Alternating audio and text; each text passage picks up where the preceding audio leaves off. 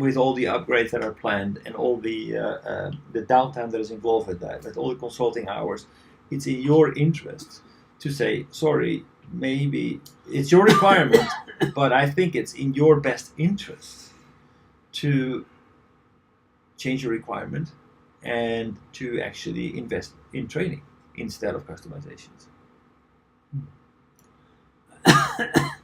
But the same way goes that if I figure out that this company is going to, during the implementation process, this company is going overseas and they're going to, I don't know, to Malaysia, to Penang, that I would introduce Kimoto-san to them, even though it's none of their business and none of my business, but I know Kimoto-san has an establishment and I would ask Kimoto-san to maybe give a presentation about Penang. That is the same process. I understand. German company says the same way. But for Japanese company, very risky, right?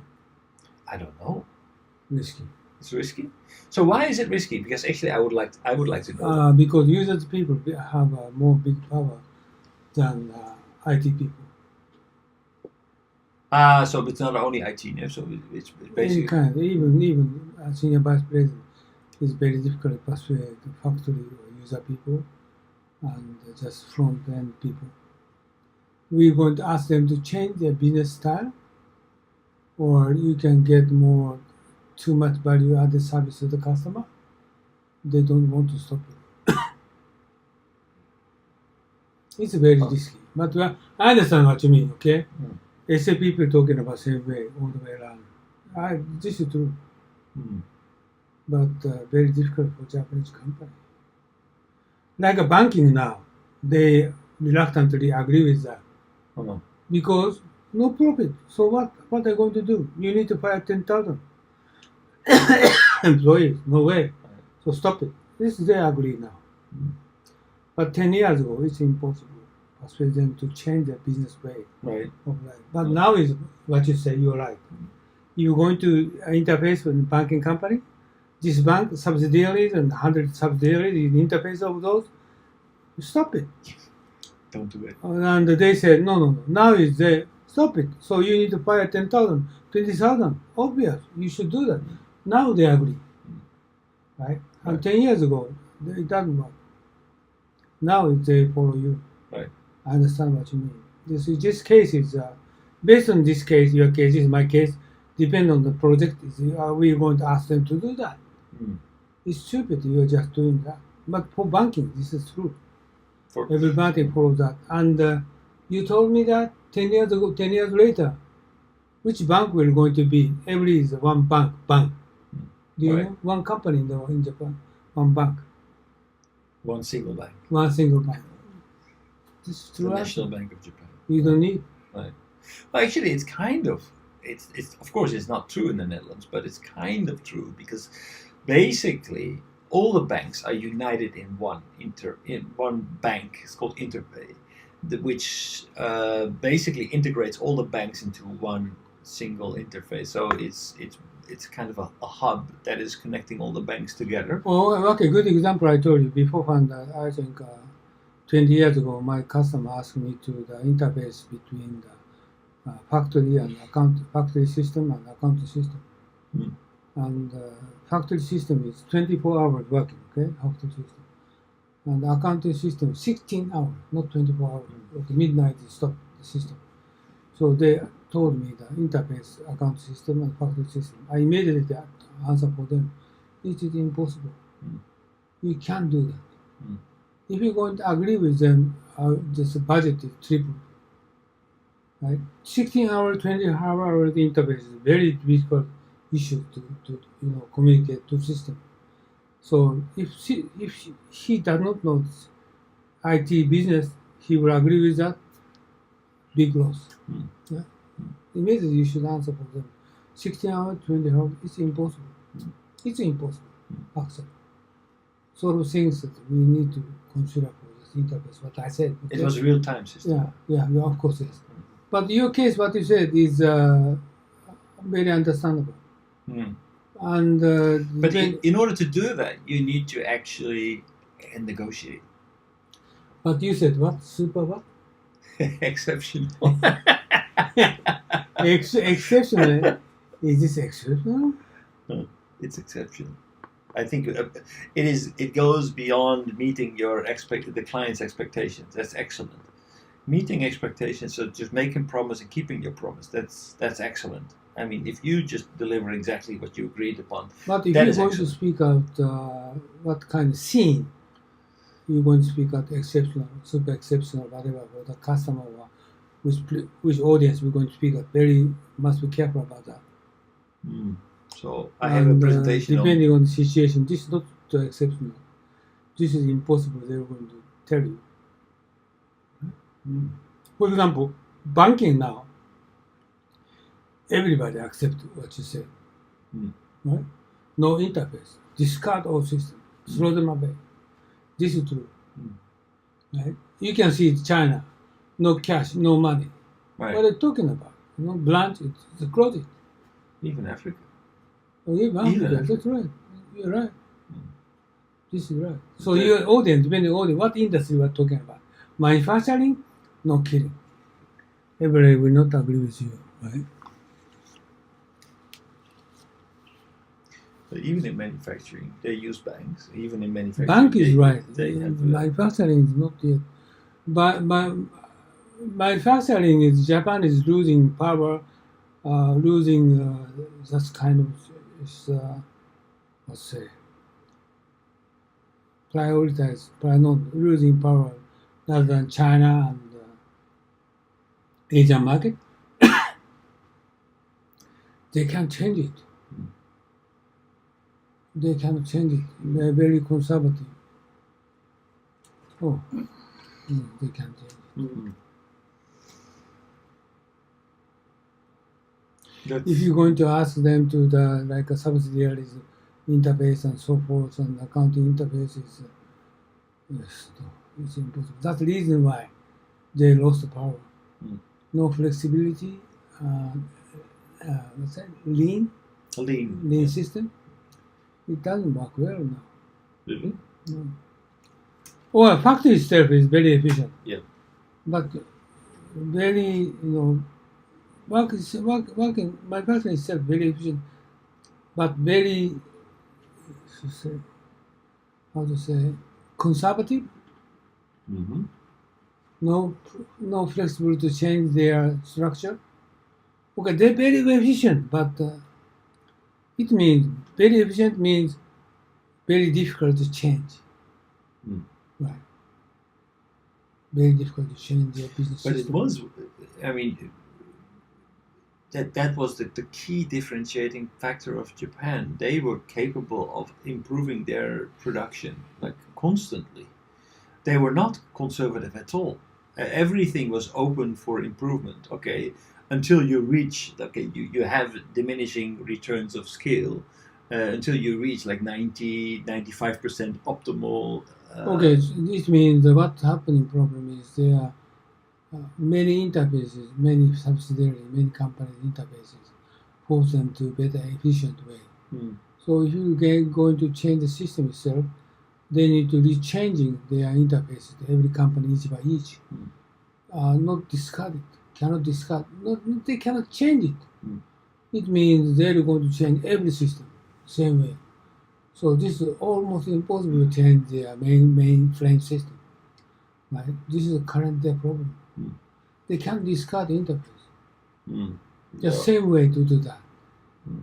They don't want to change the business cycle, or some delivery cycle, or sort of things. Service level. They try to sustain service level. Like one example is if their current system is very better service to the customer, to the person by person, Suzuki, Tanaka kind of system they built up. Okay, we try to eliminate Suzuki, Tanaka special service. They cannot do that. System is so complicated, right? So they cannot do that. So it means they cannot eliminate the interface. So manufacturing system is sort of, So if they cannot replace it, that means that they get stuck with legacy software, and that means that they need to keep on workers that just maintain something that has no future. until there's actually no.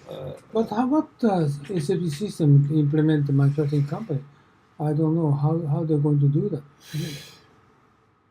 So are we currently in a stage where Japanese manufacturing, which had the edge by optimizing and optimization, can they still did they dig themselves into a hole? What do you mean dig this? Dig. It was so much optimized dig hole. that it basically cannot be replaced. So they had their custom. They basically they had their ERP system. They customized it and optimized it in a very lean way. But nowadays we have upgrades of software. Some software has basically seen their end of lifetime. I don't know. They cannot upgrade it anymore because don't know what they're doing. I don't know. So what I feel is that there is a lot of work is being done on maintaining legacy systems in Japan because there's so much customization that went into this software that it just needs to keep moving forward. Oh, actually, before the Accenture, they developed almost chemical company implemented the SAP already. So almost every company operating under SAP. Right. So they're concurrently updating by SAP update. But heavily customized in a way that every upgrade. No customer. Oh, okay. SAP no customer. Really? No, and they cannot. Chemical system is if you go to customer, they cannot update system. Exactly. So they don't. Really? Yeah. So then they had to make big compromises in their when they implemented. They did. Okay. Past 1 decade, 2 decades, they already did. So upgrade is no problem. They understand. Management understand. If you're going to change the system, they cannot upgrade anymore, right?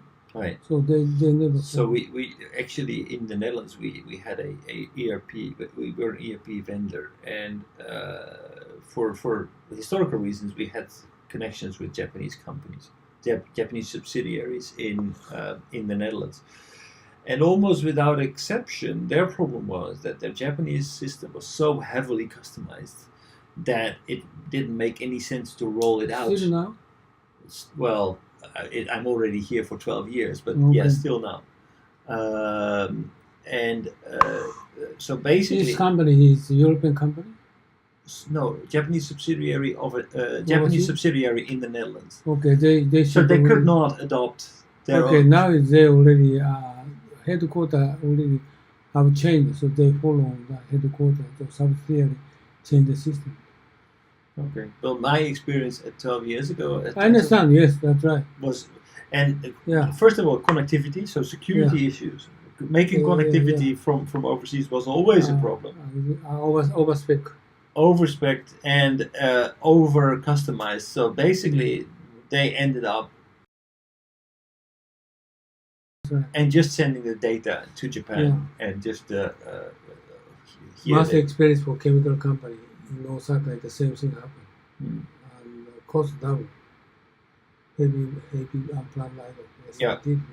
So we had customers who implemented Microsoft, and their head office was on SAP or was on some kind of legacy system. Right.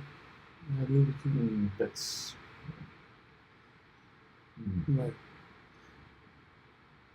So maybe that is also one of the reasons why Japan has been losing their competitiveness. But this recently, I think situation has changed. Yeah. Okay. Situation has changed. Japanese understand defeated against China. So they do understand. So they did actually upgrade their system and now using plain vanilla ERP. Yeah, I believe so. I believe so. Management should understand. Right. Should understand. So at least oil and chemical industry, every company implemented SAP. Major company implemented. So they don't need to change by themselves. SAP will version up. Right. Like for the IoT or 5G, everything else, they're just embedding new function on the system. So they will follow the software company direction. This is, I think, accurate for them to Okay. better performance. Okay. Right? Okay. Yeah, that would be much better. But 12 years ago, that was unheard of. Not a single Japanese company was willing to compromise on their customer. But the Japanese company problem is not Japanese company. People problem, consulting company problem is they never listen to the client need, client opinion well. Mm. And many cases, the client people, user people, they don't know the system. They're going to ask for the much requirement or misunderstanding the capability of IT or misunderstanding 5G and IoT. And they're going to speak at what they want, but we must be careful to listen to them. So what I understood actually is the opposite, that they listen to their clients too carefully, that they follow just whatever the customer asked them to deliver, they deliver, even though it's not in the best interest of their organization. They just delivered whatever the client asked them to deliver. And then that's why they dug themselves in a hole. First of all, they don't understand what kind of system are you using, right? Right. So if you're going to investigate in detail, this is different from customer understanding. Right. So that's client. But client is king. Therefore, we need to do whatever the client asks. Yeah, exactly.